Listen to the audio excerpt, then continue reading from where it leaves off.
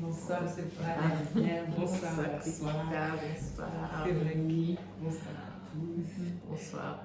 C'est vrai qu'on se retrouve du coup. Donc, alors là, aujourd'hui, c'est pas la journée où on tourne le soir, mais voilà, on a toujours un petit message à vous communiquer. Et donc, on s'est quitté dernièrement sur la première maison où tu nous as vraiment donné des conseils par rapport à cette première maison. Voilà, comme tu nous l'as expliqué, elle est pleine voilà, de souffrances, il y a des traumatismes qu'on a eus et voilà, en tant que personne, on essaye de s'en sortir aussi.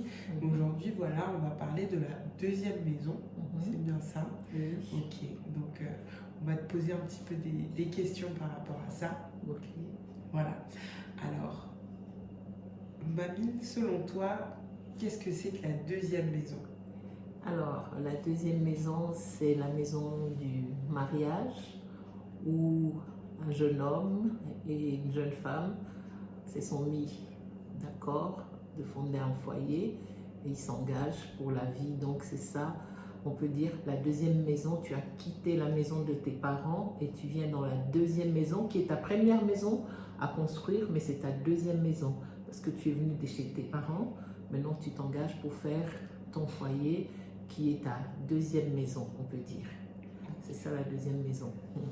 Une première et une deuxième en même temps. Ok, donc la deuxième maison, c'est un peu la transition entre la première et la deuxième, dans le sens où voilà, on construit une première, mais qui en fait pour nous-mêmes c'est la deuxième. Ok, d'accord. Et pour toi, de quoi est-ce qu'elle est composée? Qu'est-ce qui en fait voilà, va faire que c'est une deuxième maison? Donc c'est la maison du mariage, mais voilà, qu'est-ce qui la compose concrètement? Qu'est-ce qui la compose? Ça veut dire, c'est, comme on dit, c'est un jeune couple. Oui. C'est un jeune couple, c'est des jeunes gens qui ont décidé de fonder leur foyer et de partir dans la vie pour commencer leur vie. D'accord. Hein? Comme la Bible dit, l'homme quittera, il s'attachera à sa femme ensemble pour faire leur foyer, leur couple. Ok. Voilà. Et donc si on réfléchit bien, on se dit voilà, chacun a eu une première maison de son côté. Oui. Et donc chacun en fait avec son bagage va venir construire la deuxième maison. Voilà, donc c'est un peu une maison. L'homme a quitté ses parents, la femme a quitté ses parents, ensemble ils ont décidé de commencer leur première maison, mais entre guillemets comme on dit, c'est leur deuxième maison parce qu'ils étaient d'abord chez leurs parents. Ils ont leur origine, ils ont leur façon de faire, leur culture, leurs coutumes, leur façon de vivre.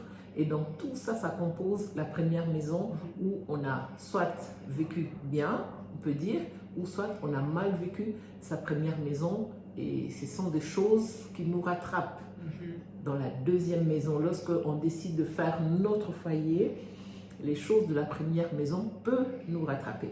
Ok, d'accord.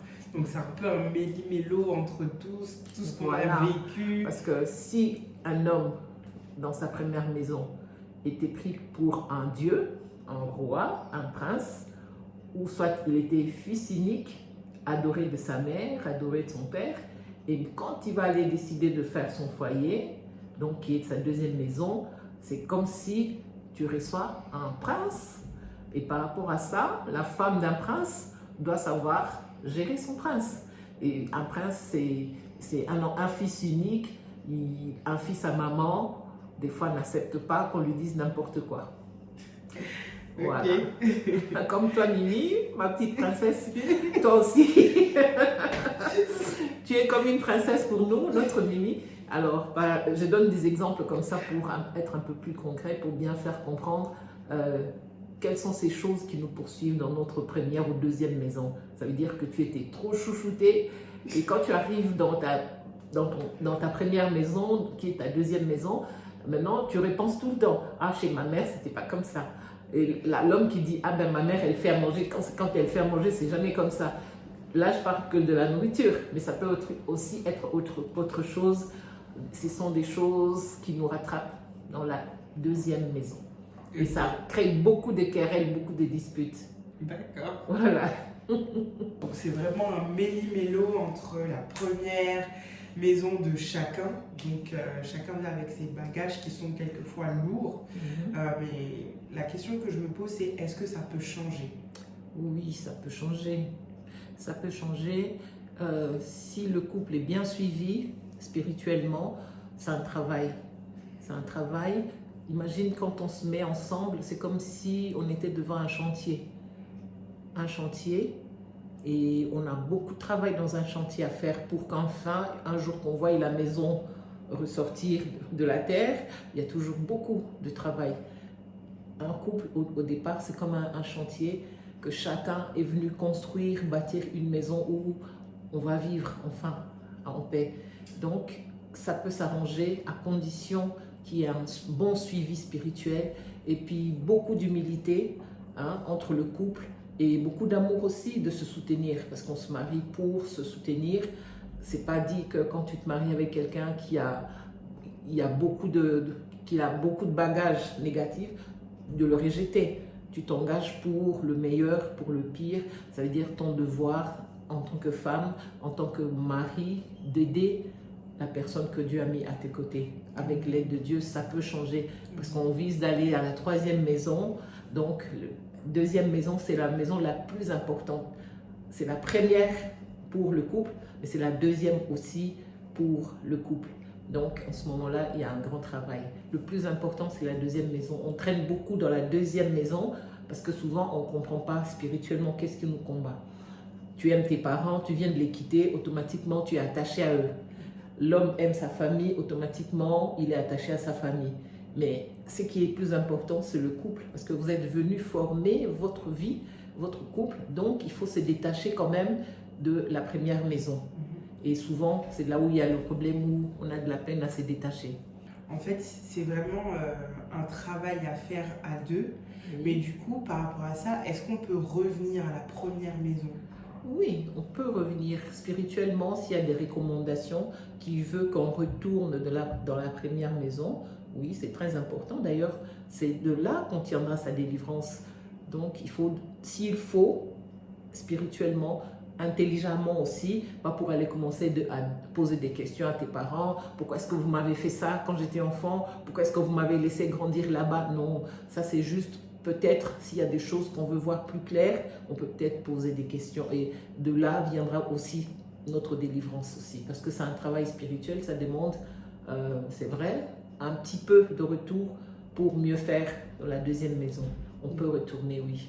D'accord, donc c'est en fait en regardant nos racines, nos sources, qu'on arrive à mieux se comprendre ensuite pour faire une meilleure par 2e maison. Peut-être qu'on t'a donné un prénom qui était le prénom de ton arrière-arrière-grand-père ou grand-mère, et automatiquement, c'est comme si tu vivais une 2e vie de cette grand-mère.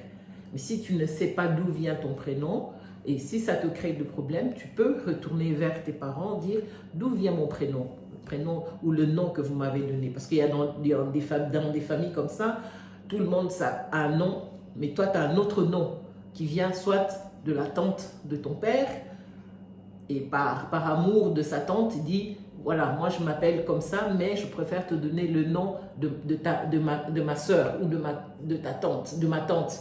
Maintenant, par rapport à ça, peut-être qu'il y aura des liens par rapport à cette tante-là que toi tu vas amener dans la 2e maison. Peut-être c'est même des choses que ton père ignore. Lui aussi sait que c'était ma tante. En souvenir de ma tante, je te donne son nom ou son prénom. Sans savoir qui elle était.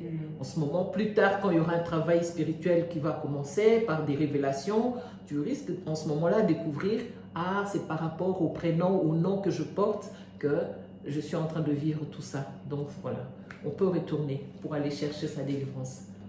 Ok, donc vraiment revenir en arrière, c'est aussi se retrouver toi-même et même comprendre son identité. Et par rapport à tout ça, donc comment est-ce qu'on fait finalement pour rendre cette 2e maison saine? Parce que là, on a compris donc ce que c'est que la 2e maison, ce qu'elle compose, qu'on peut des fois revenir en arrière pour en tout cas analyser spirituellement qui on est et qu'est-ce qui s'est passé. Et maintenant, comment est-ce qu'on fait donc en revenant dans la 2e maison pour rendre tout ça sain? Voilà, c'est par des, comme on dit, hein, toujours un bon suivi, des conseillers spirituels. Donc, moment de jeûne, prière, aussi de beaucoup d'humilité, parce que ce sont des choses qui ne partent pas en un jour. Des fois, ça part, des fois, ça revient, mais si on a un bon conjoint, on peut aider sa femme ou son mari à se dire, quand elle me parle comme ça, je sais que ce n'est pas elle. C'est sûrement ces choses du passé qui cherchent à nous compliquer. Alors, en ce moment-là, on se met en prière, on prie pour évacuer ces choses de notre maison. Vraiment, c'est la prière qui va vraiment aider les jeunes gens d'avancer, de sortir de leur deuxième maison pour aller vers la troisième. Mais c'est un travail qui se fait en couple, avec beaucoup d'humilité, en comprenant l'autre, pas en jugeant. Parce que la personne, quand tu la juges comme ça, tu le condamnes directement et le travail ne pourra pas se faire. Il faut seulement se dire, j'ai un engagement d'aller de l'avant et d'amener ma femme ou mon mari ensemble pour qu'on aille rentrer dans notre troisième maison. Cette troisième maison qui sera votre maison où vous avez compris, comme j'avais dit, qui sont vos adversaires, c'est quoi vos faiblesses et qu'est-ce que vous voulez vraiment mettre en ordre pour aller plus loin. Et donc c'est vraiment par la prière, la communication, la compréhension de l'autre qu'on arrive vraiment à rendre cette deuxième maison saine. Ok, d'accord. Après c'est vrai que c'est simple à dire mais pas forcément facile à faire. Oui. Et voilà. Okay. Comme on dit, l'amour supporte tout, l'amour pardonne tout. Amen. Et moi je parle toujours dans le couple, le plus important c'est qu'il faudrait que vous soyez des amis. Des amis, vous êtes couple, vous êtes mari et femme, mais il faut être des amis. Que cet amour dépasse au-delà du jugement. Donc tu t'es dit, comme notre maman nous disait toujours, considère ton mari comme ton premier fils. Un fils, quand il fait du mal, tu peux le corriger, mais tu ne le rejettes pas. C'est la même chose. Si tu considères ton mari, ton conjoint, ou le conjoint considère sa femme comme son ami, cet amour, c'est ça, c'est votre amour. Dans toutes les maisons, première, deuxième, troisième, quatrième, c'est l'amour qui est, comment dire, c'est l'amour qui va vous faire triompher. C'est l'amour. Donc, pour dire, en tout cas, comme conseil, oui. Comme j'ai dit, hein, c'est se soutenir tant bien que mal à n'importe quelle situation. Il faut se soutenir, se comprendre, même si ça dépasse, prends le temps de t'éloigner pour respirer, pour revenir au combat. Oui, pas pour rejeter ni écouter ce que l'extérieur dit, parce que souvent, les gens vous observent parce que vous êtes des jeunes mariés. Et si vous écoutez tout ce qui vient de l'extérieur, ce travail sera mal fait. C'est vraiment un travail de couple, un travail d'ensemble, un travail d'amour, un travail d'amitié et de se dire, avec cette personne, nous allons aller plus loin, comme on dit, jusqu'à ce que la mort nous sépare. Donc, à aucun moment, tu laisseras l'autre sur la route. Amen. Voilà. Amen.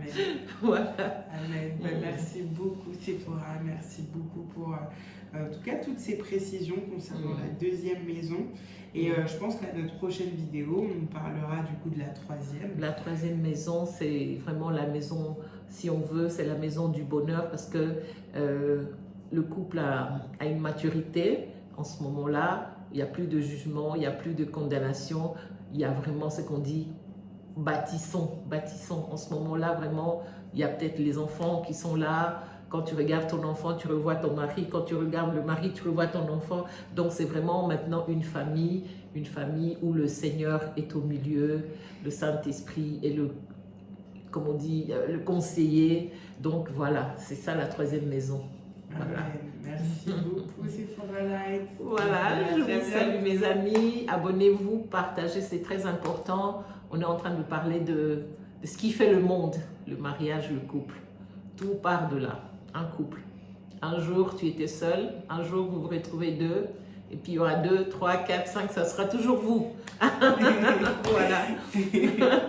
À la prochaine. Voilà. À la prochaine. Salut. Bye.